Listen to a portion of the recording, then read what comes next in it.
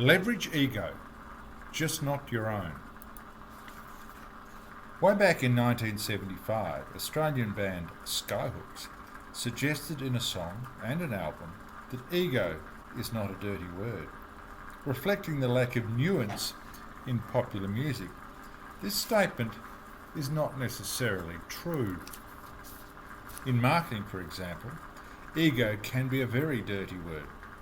Traditional ego marketing, or what might have been called how good are we marketing, is most certainly a dirty word, or at least phrase.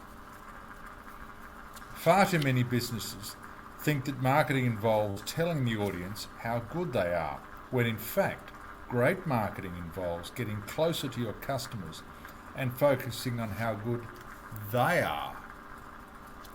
Contemporary ego-oriented marketing is customer-centric, focusing on the customer, customising all aspects of the marketing to the needs and expectations of the market and appealing to the ego of the consumer. Contemporary ego-oriented marketing is about the customer's ego, and it is most certainly not a dirty word or phrase. Common approaches to brand marketing include product branding and ego branding. Gatorade offers an example of product branding, focusing on the features, advantages, and benefits of the product. Product branding works best when there is a tangible difference between the competitive options. Nike, on the other hand, provides a high-profile example of ego branding. Rather than claiming to enhance performance, Nike positions itself as a natural choice of people who already are at the top of their game. It positions itself as the choice of champions. Ego branding like this makes sense when ego is a factor and when product differentiation is more difficult. Ego branding can be very effective indeed if the brand is positioned, for example, as a mark of success, a demonstration of style, or a symbol of masculinity, no matter how misguided these three things are. Ego branding can be very effective in terms of driving an emotional connection going beyond features, advantages, and benefits, driving friends and colleagues to reinforce the ego message and therefore the purchase, and encouraging a decreased reliance on product development and innovation.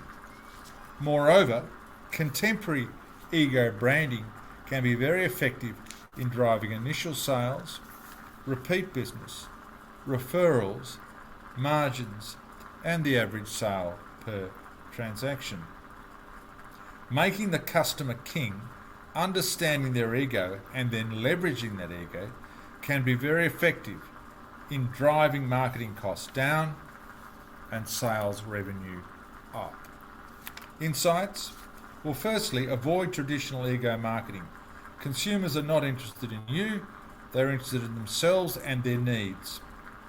Secondly, embrace and leverage more contemporary ego-oriented marketing, where it is the consumer's ego that is the focus.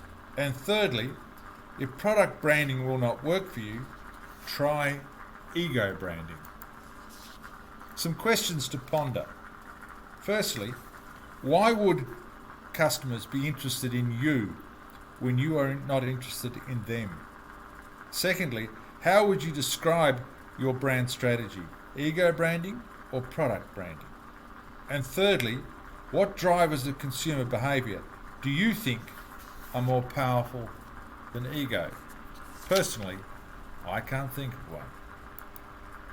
To find out more, visit www.djohncarlsonesq.com.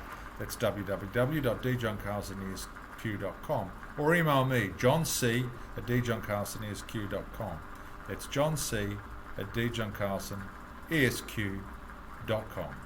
I'm John Carlson. Thanks for listening.